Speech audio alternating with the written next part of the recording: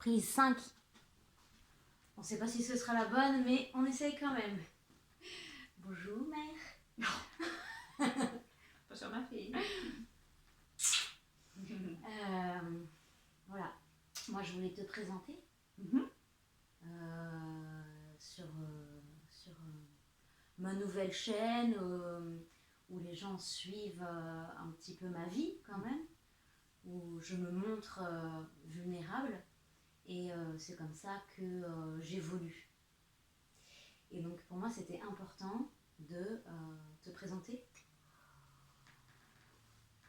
à ceux qui veulent bien me suivre. Et parce que tu es l'être le plus important de ma vie. Bah ouais, t'es ma mère. Et tu es une inspiration pour moi. Et aujourd'hui, encore plus que n'importe quand, même si tu m'as toujours beaucoup inspiré par ton parcours, tu m'as beaucoup impressionné, tu me fais même peur des fois. Donc voilà, c'est l'image, c'est pas forcément toi que je décris, mais l'image que j'ai de ma maman dans ma tête, c'est la reine-mère sur son trône avec son sceptre.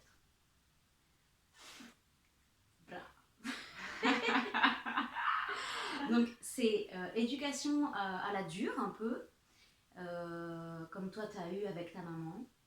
Cadrante, qui est très cadrante. Je l'ai perçue comme quelque chose de dur. Mais... Voilà, c'était tellement cadrant que moi, il fallait que j'aille au dehors du cadre. Donc c'est pour ça que nos relations ont été très conflictuelles pendant très longtemps, quand je grandissais. Et ça t'a permis de t'orienter vers le développement personnel. Oui, c'est parce qu'on avait ces conflits-là qu'un jour, je suis tombée sur un flyer, je suis dentiste, un flyer qui faisait de la pub pour un week-end de découverte de coaching parental. Voilà, je me suis dit, tiens, s'il y avait moyen d'avoir des clés pour faire autrement, pour que ce soit plus fluide dans ma façon de faire avec toi, et je suis allée faire ce week-end de découverte. C'était quand ? C'était début 2009. Début 2009, je sais plus, février, mars 2009. Donc ça fait plus de 10 ans là, ça fait 12 ans. 12 ans. C'est marrant parce que c'est au moment où moi j'ai commencé à travailler. Oui, 2009, oui, c'est vrai, début 2009, tu commences à travailler. 18 ans, je quittais la maison, ouais. J'avais mon BAFA et j'étais prête à m'envoler dans la vie. Et peut-être que tu n'as pas voulu me perdre à cause de relations conflictuelles. Et je sais pas, est-ce que c'est un rapport avec le fait que je parte de la maison pour de bon ? C'était pas lié au fait que tu sois partie. Non, c'était vraiment parce qu'on continue d'avoir des contacts et tout était difficile. Non, c'est parce que j'étais en souffrance quoi, de cette conflictualité. C'était dur à vivre pour moi. Quoi. Et je me sentais vraiment impuissante, quoi, désarmée complètement. Donc je me suis dit, s'il y a moyen, avec ce week-end de découverte, d'avoir quelques clés comme ça, et ça a été une vraie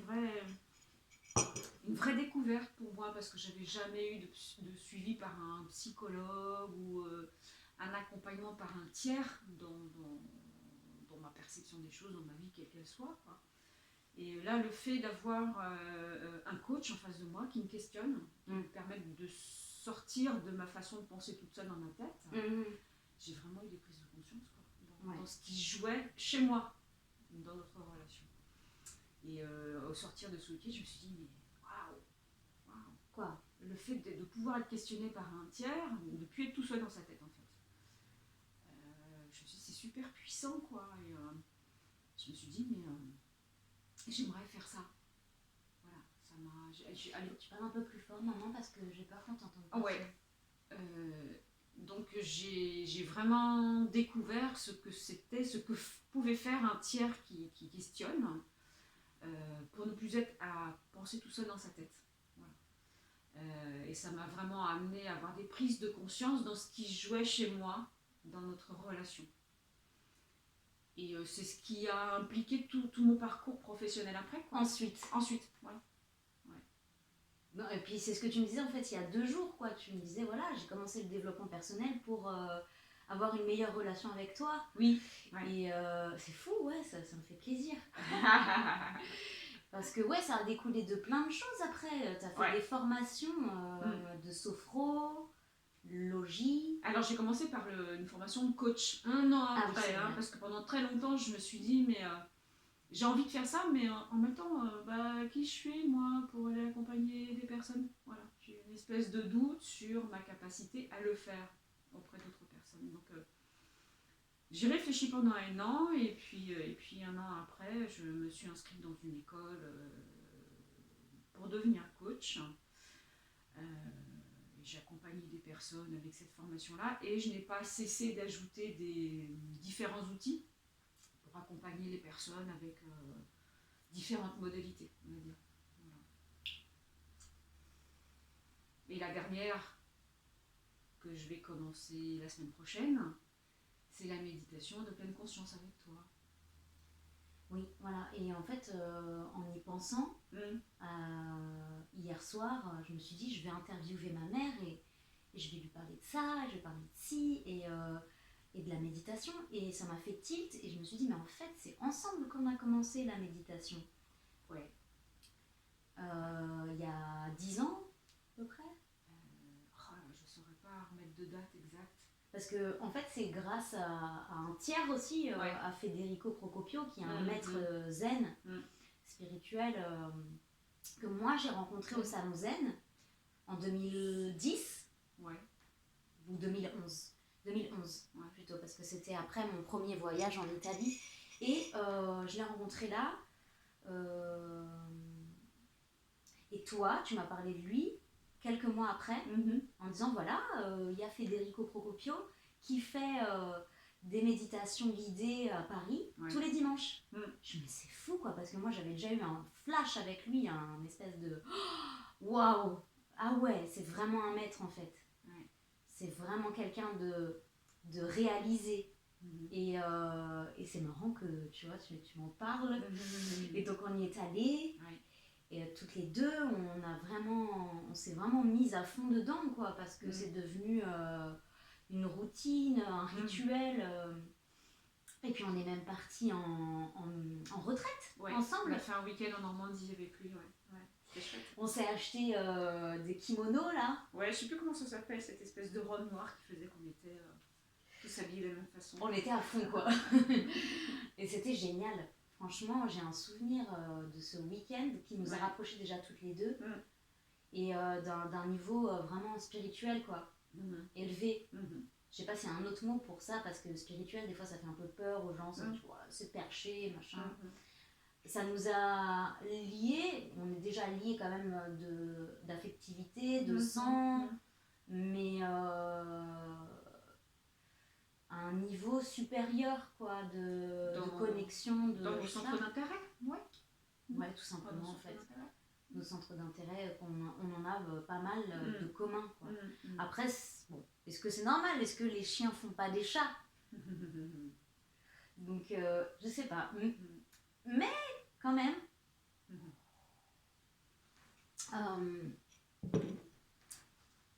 ces choses un peu ésotériques qui nous lie, qui fait qu'on a beaucoup de discussions, on a toujours une communication, toi et moi, même quand c'était conflictuel, très forte. Je sais pas si je peux aborder ce sujet-là dans une première vidéo, comme ça, de but en blanc. Est-ce que c'est pas un peu trop perché comme pourrait le percevoir beaucoup de monde? Mais je voudrais parler des liens d'âme. Parce que ça rejoint aussi après la sophrologie. La sophroanalyse des mémoires prénatales, oui. J'en ai entendu parler, je le fais contacter dans certaines séances à mes clients qui, pour entériner le fait que on choisit ses parents, quoi. Ouais. Et qui sont tombés au bon endroit, au bon moment, parce qu'ils l'ont souhaité. Il y a eu un accord d'âme entre père, mère et enfant avant de s'incarner. que ça en sophroanalyse. Et bon, bah, ça résonne en moi, ça, ce discours. Ouais. Ça, au niveau intuitif, ça me paraît évident, en fait. C'est marrant. Et est-ce que tu peux nous parler un peu plus de la sophro, du coup? Parce que après, quand tu as été coach, Oui. t'es passé à la sophrologie directement ou... Alors, j'ai fait de la sophrologie, oui. C'est-à-dire que j'ai voulu que ma façon d'accompagner passe davantage par le corps.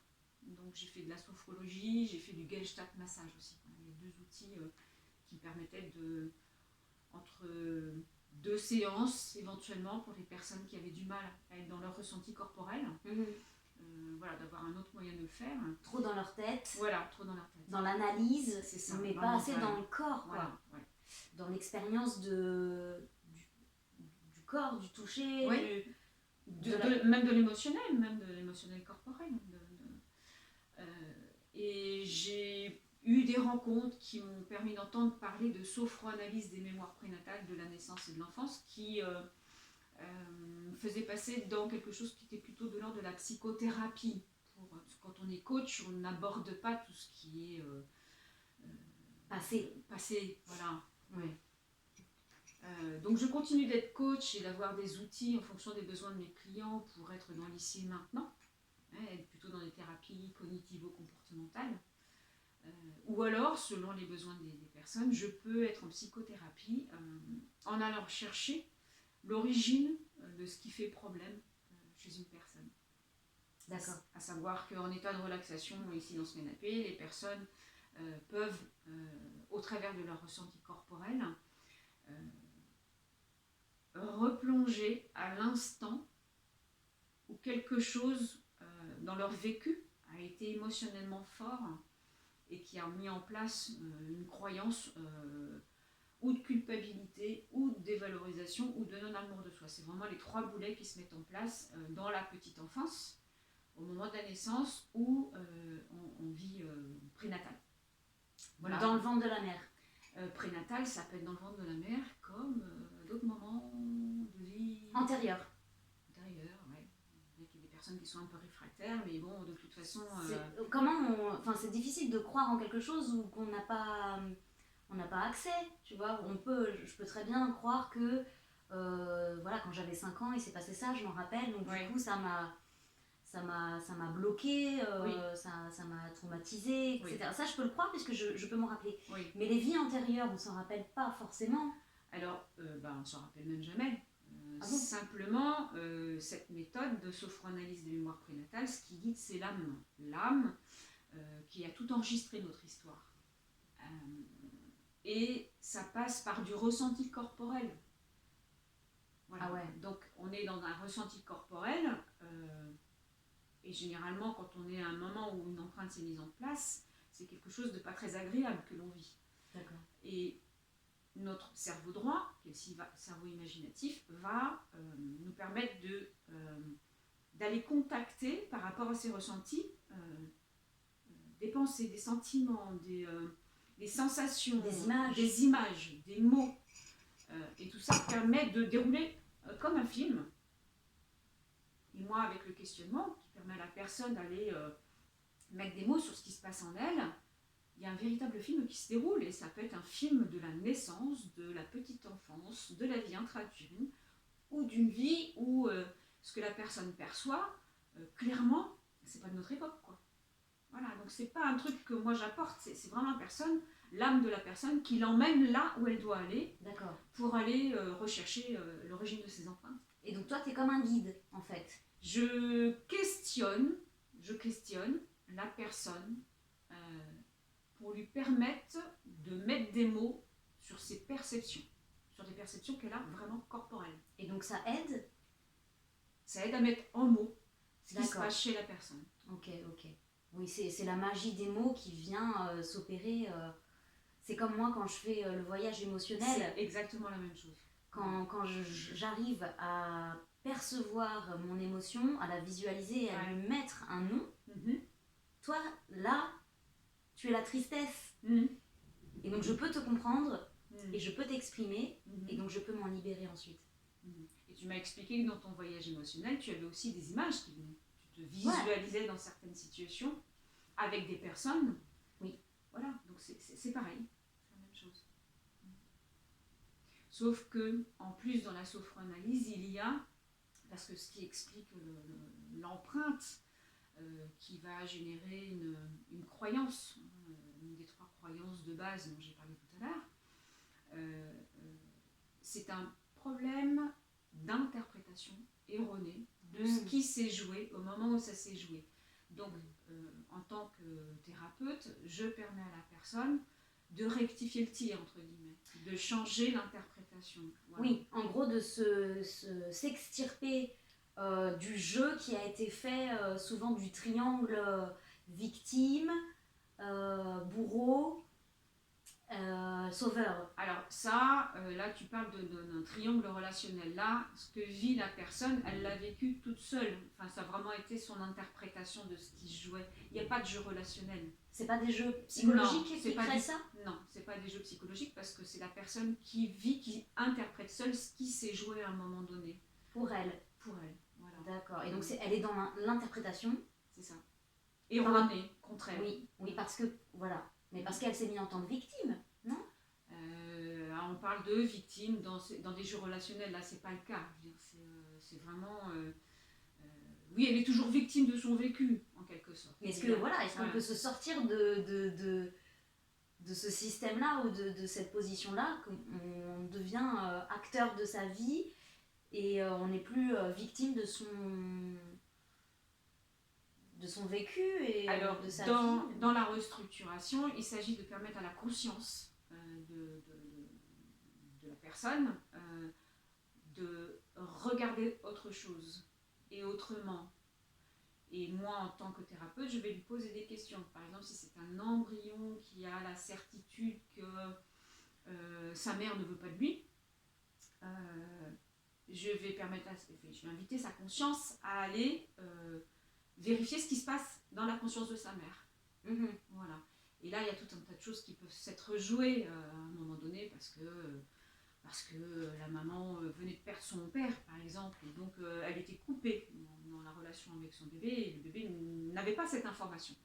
Voilà, donc le client, dans la séance, va recontacter ce qui se passe dans la tête de sa mère. À ce moment-là. Voilà. Okay. Et pouvoir rectifier qu'en fait, sa mère est juste préoccupée par autre chose, quoi, qu'elle aime toujours son enfant. Et donc, dans le canapé, le client va réintégrer cette information-là. Il va complètement faire tomber cette croyance d'un non-amour de soi. Voilà. Wow. Et ça va avoir un tas d'effets dans sa vie parce que il va sortir de cette situation où dans ses relations, cette chose-là se rejoue. Oui, il se sent pas aimé, il se sent rejeté, voilà. Ça lui fait du mal et puis ça se répète, c'est la boucle. C'est ça, ouais. D'autres situations qui lui faisaient confirmer cette croyance de base, quoi. Ouais, ok. Des choses inconscientes qu'on met en conscience, voilà. Et puis avec lesquelles on peut jouer. C'est génial. C'est chouette. Il y a plein de choses à dire. Oui, il y a plein de choses à vivre dans ce genre de séance, quoi. Donc, Et toi, ça t'aide de justement être le guide de ça, être l'interprète, Ça m'aide, tu me dis? Oui, est-ce que toi, personnellement, ça t'enrichit? Ça apporte toujours de se sentir utile auprès d'une personne. Donc c'est une façon de l'être qui n'est pas la seule façon que je mets en œuvre dans ma vie, mais c'est une des façons professionnelles que j'ai de me sentir utile auprès des gens. Merci maman. Moi de rien, ma chérie. T'es géniale. Oh, rien que ça. Bah c'est vrai, faut y croire. Hein. À bientôt pour une autre vidéo.